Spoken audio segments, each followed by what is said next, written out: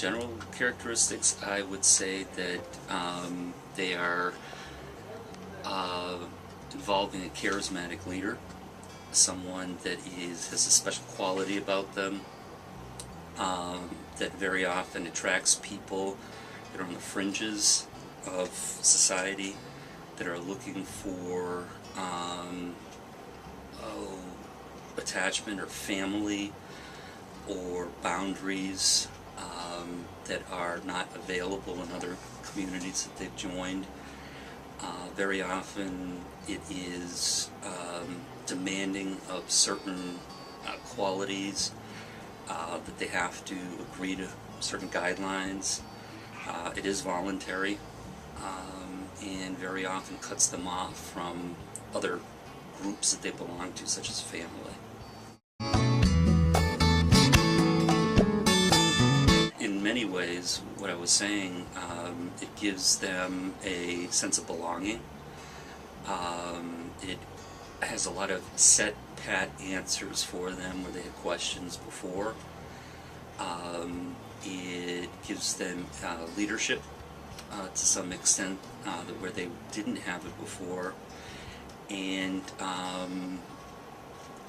real community feeling within the belonging that they matter.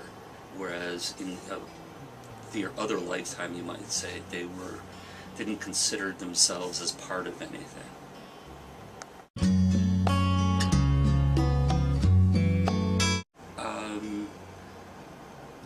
I would say normally they would be looking for members, than the other way around.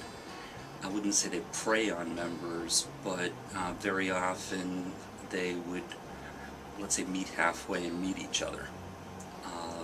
And it's usually the disenfranchised, and when they get the sense of community, as I said, or belonging, it really answers a lot of questions and needs for them.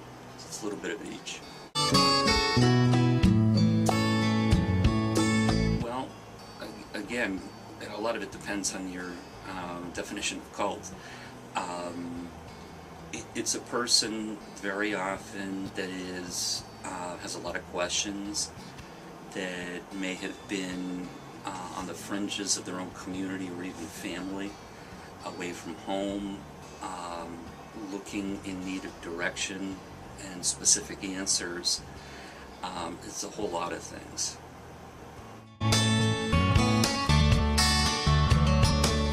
Well, again, it depends on your definition. Originally, the term cult just meant like the public side of religion.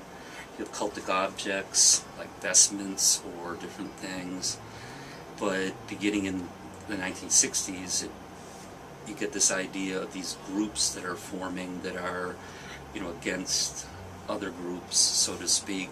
And you look through history and you see these cultic activities. You can look at a lot of activities and call them cultic outside of the religious realm, I think. Definitely. Like sororities, for instance. Ouch. Which come out of religious backgrounds.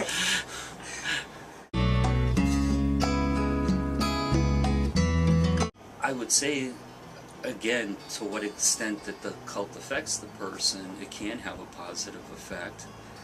Very often, by the mere definition of it being a cult, it kind of answers its own question by saying it's negative.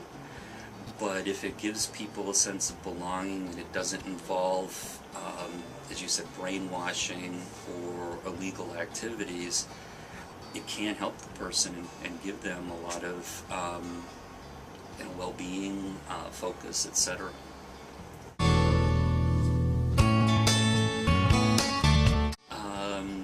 I think that's society's definition. Depending upon the group, almost every new religious group is seen by the majority as a cult against or in the minority. And a lot of groups that started out as cultic or as against the grain have certainly developed into very good and formative communities. So again, it all depends who's doing the definition and on which side of the the term you're on.